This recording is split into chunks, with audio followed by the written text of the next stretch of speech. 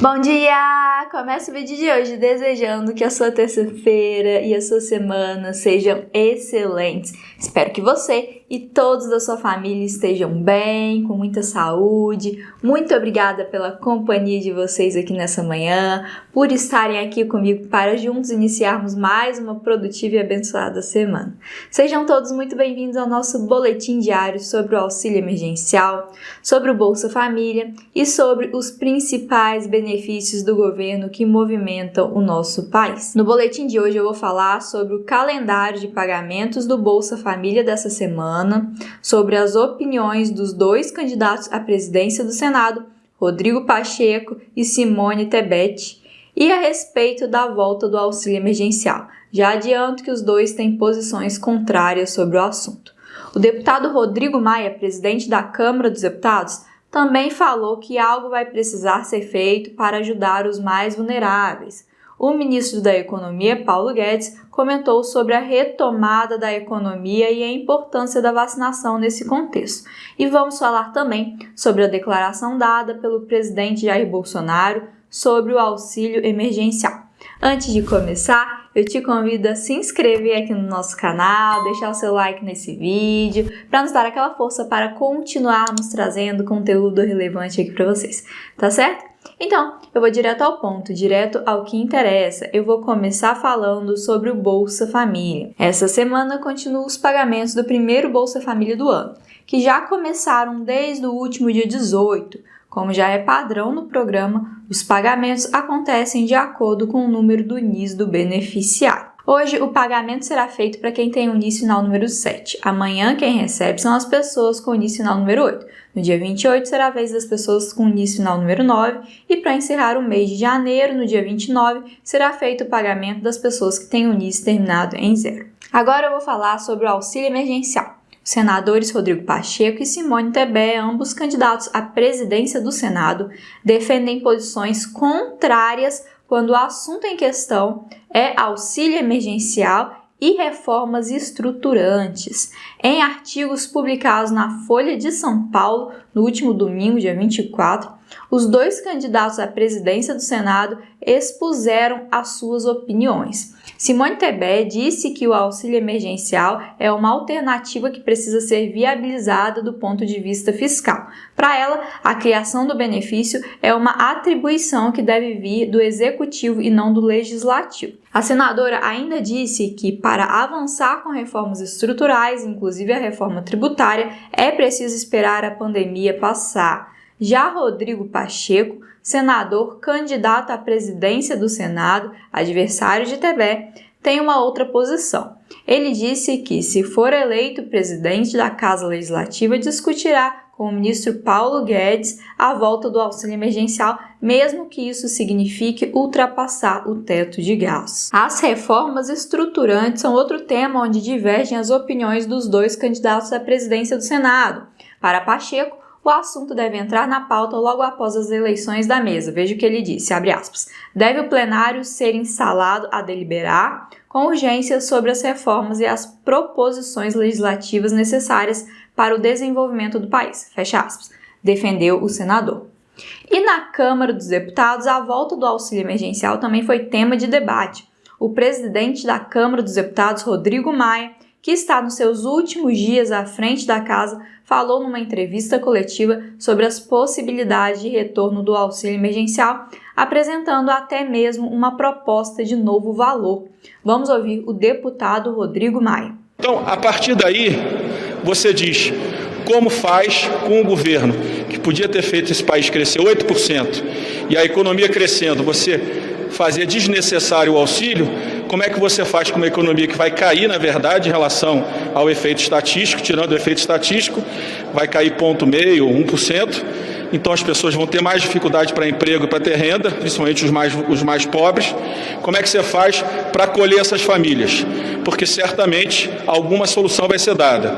Pela PEC emergencial, você tem que lembrar que o teto de gastos já tem um furo pelo descasamento da inflação do INPC para o IPCA de uns 20 bi. A desoneração mais 5, não é isso? Dá 25. e o salário mínimo mais 4, dá quase 30 bi.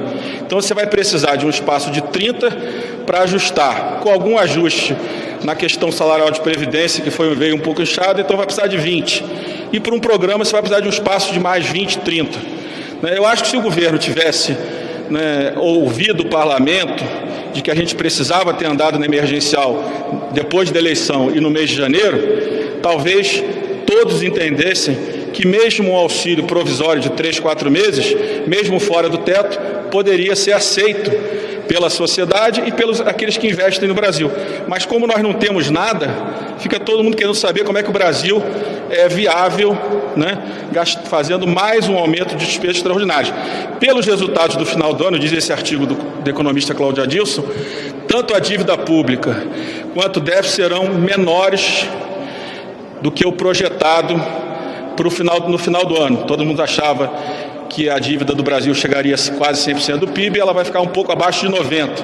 Então ele defende nesse artigo, eu acho que é um bom artigo para debate, eu estou defendendo que a PEC emergencial, ela é fundamental que ela seja aprovada antes do orçamento, para que garanta aqueles que investem no Brasil que nós não vamos sair do desrespeito do controle da despesa pública e também da trajetória da dívida pública, mas ele diz uma coisa interessante, porque se a dívida é menor do que esperado, você fazer um programa de 6 meses, de 300 ou 200 reais, com uma parte daqueles vulneráveis, apesar que a Folha disse hoje que são 70% daqueles que receberam auxílio que continuam sem renda, que isso daria um pouco mais de 1% do PIB, que seria perfeitamente aceitável dentro da relação dívida-PIB que estava esperada para o final do ano. Não é um debate simples, mas esse é um deputado liberal, um economista liberal muito conceituado no mercado financeiro. Então, acho que a gente tem que fazer o debate. Eu acho que, independente de como você vai construir soluções para auxílio, se você não avançar, principalmente na PEC emergencial, e na tributária, e começar o debate da administrativa, eu acho que nenhuma solução emergencial, do ponto de vista de gasto extraordinário, vai ser bem-vinda, vai ser aceita de forma tranquila pelos que acreditam e investem nesse país. Então é um debate muito interessante, que a gente deveria estar fazendo agora. Se a gente não tivesse tido recesso, talvez agora a gente estivesse aprovando a PEC emergencial. Aqueles que defendem que tem que aprovar o orçamento antes da PEC emergencial não entendem de gasto público, de orçamento público, porque se aprovar o orçamento antes da emergencial, você não terá condições de fazer o programa emergencial dentro do teto de gastos. Mas acho que esses debates todos, vindo de grandes economistas, o Armínio tem escrito algumas coisas, o Marco Lisboa outras coisas mais duro, mas eu acho que esse debate ele precisa existir, porque pela incompetência e irresponsabilidade, no mínimo do ministro da Saúde, nós, em vez de ter um crescimento de 6, 7, 8%, vamos ter um crescimento abaixo de 3%, e um crescimento abaixo de 3% pelo carregamento da queda do ano passado, significa um crescimento abaixo de 0, um crescimento negativo, o que significa que vamos perder emprego e renda, e é por isso que 70% dos brasileiros que estavam no renda emergencial, pela Folha de São Paulo, continuam sem nenhum tipo de previsão de renda, porque, de fato, a questão da vacina é crucial para que qualquer país possa sair da situação de queda da economia, de paralisia da economia e de paralisia da circulação das pessoas, até que a vacinação, a imunização possa chegar a pelo menos 70% da população. E quem concorda com a importância da vacinação para a retomada da economia é o ministro Paulo Guedes. Vamos ouvir o que ele disse sobre o assunto. Economia. Então, nós estávamos realmente começando a decolar quando fomos atingidos pela pandemia e voltamos em V. A economia brasileira voltou em V. E está agora, de novo, à espera das reformas. Então, o recado que eu deixaria aqui é, primeiro, vacinação em massa. Nós estamos no país do Oswaldo Cruz. Parabéns ao Instituto Fiocruz, parabéns ao Butantan, parabéns à Anvisa, parabéns às Forças Armadas, que estão ajudando a logística de distribuição, e também, com louvor, parabéns aos profissionais de saúde, que estão na frente dessa guerra contra a pandemia. Parabéns a todos, estamos começando a vacinação em massa, que vai garantir o retorno seguro ao trabalho. Temos dias melhores à frente. A economia brasileira está voltando, a economia e a saúde andam juntas, isso desde o início o presidente enfatizou e nós temos também chamado a atenção para esse fenômeno.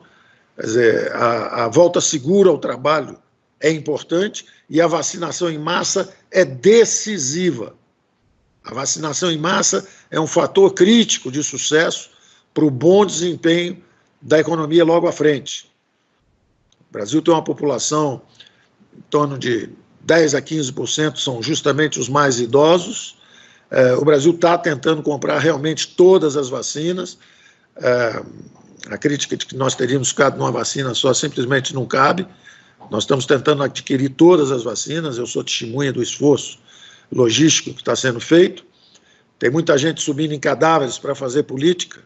Isso não é bom, a população e os eleitores vão saber diferenciar isso lá na frente. Digo isso para quem estiver assumindo, não quero saber se está de um lado, se está do outro. A verdade é que nós estamos num ano extraordinariamente sério, uma situação extraordinariamente difícil, e sempre houve essa perspectiva de que a saúde e a economia andam juntas, que nós precisamos enfrentar os dois desafios simultaneamente. Então, com a vacinação em massa, o retorno seguro ao trabalho, e agora o Congresso limpando a pauta, as reformas que estavam paradas, as reformas que justamente foram paralisadas porque nós nos desviamos para o combate ao Covid-19. Vamos limpar a pauta. Já está lá todo o destravamento para na nossa retomada, o desafio de transformar essa recuperação cíclica baseada em consumo numa retomada sustentável do crescimento baseada em investimentos. Ainda falando sobre o auxílio emergencial, o presidente Jair Bolsonaro, ao conversar com apoiadores no Palácio da Alvorada, voltou a falar que auxílio emergencial é não duradouro ou vitalício. Ele comentou sobre isso quando um dos simpatizantes perguntou se o presidente era a favor do novo auxílio emergencial. Veja só o que disse o presidente. Presidente, eu pergunto. A aqui, presidente? Fala aí. O senhor é a favor de um novo auxílio emergencial? Não, converso isso com o Paulo Guedes. Contigo não. Tudo bem? Obrigada. A foto aqui, presidente? A palavra é emergencial. O que é emergencial? Não é duradouro, não é vitalício, não é aposentadoria. Lamento muita gente passando necessidade, mas a nossa capacidade de endividamento está no limite. Presente. Bom, pessoal, era isso que eu tinha para dividir com vocês aqui hoje. Comenta aqui embaixo o que você achou desse vídeo, se essas informações foram relevantes para você. Nós vamos adorar saber a sua opinião. E, se você tiver gostado do nosso conteúdo, não se esqueça de deixar o seu like nesse vídeo. Isso nos ajuda, nos impulsiona a trazer cada vez mais informações aqui para vocês, tá certo? E não se esqueça também de se inscrever aqui no nosso canal, caso você ainda não esteja inscrito, e de ativar as notificações para não perder nada do que a gente vem publicando por aqui. Desejo a todos um excelente dia, para você, para sua família, também uma ótima terça-feira, muita saúde, se cuidem, usem máscara e fiquem com Deus. Nos encontramos aqui novamente no próximo vídeo. Um grande abraço, até a próxima. Tchau, tchau!